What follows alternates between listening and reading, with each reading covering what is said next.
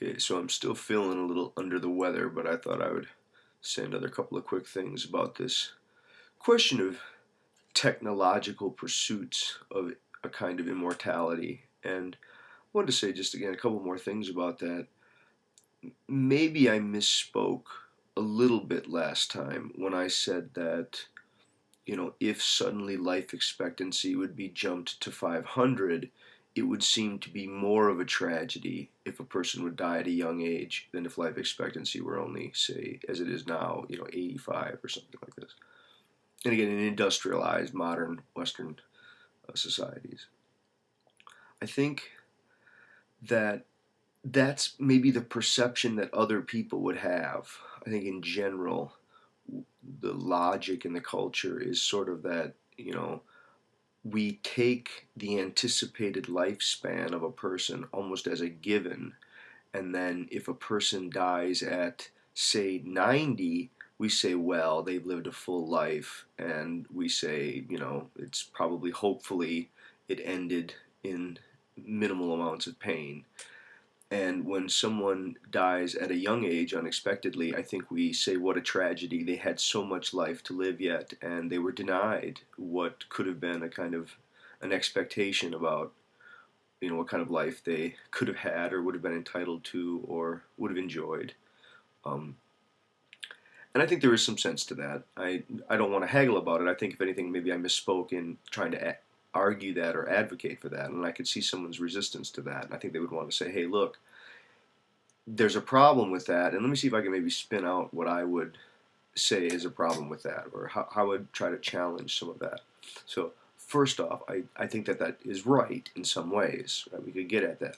I think a much more robust way would be to have each of us sit down and really ask about your own experience of time. I remember being just a little kid, you know, first or second grade, and digging around in my very messy desk at school and watching the clock, the little second hand move, and it seemed like an eternity. It seemed like an eternity to get through those last couple of weeks of school. I mean, I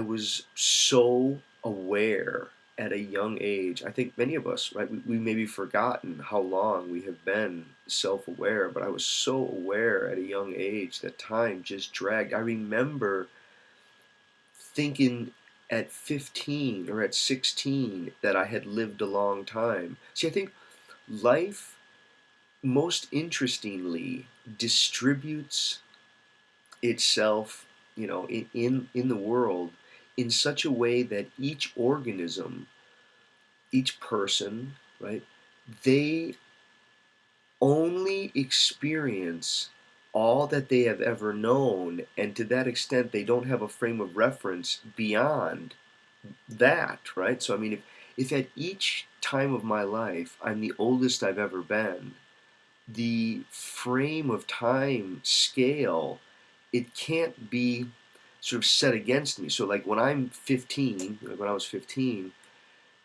it would seem like a long time to me to live to be 30. I lived a pretty wild life when I was young. I almost, almost didn't imagine I was going to make it to be this age. I had pretty crazy friends, and we did a lot of wild things, and we had a tendency to grow up out in the cornfields of Wisconsin. We grew up early there.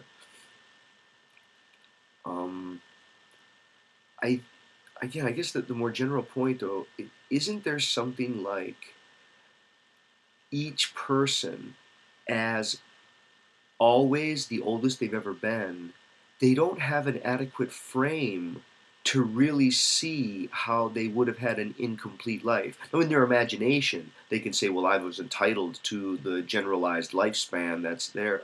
But I think, like, phenomenologically, or the way that it's actually experienced, the way that it's felt, it's almost like life has prevented itself from ever cheating itself.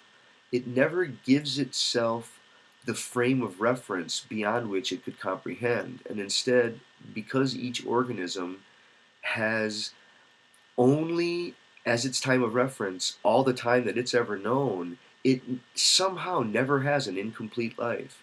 It's like every life, no matter how short, from within its own perspective, was fully complete. Okay, so thanks.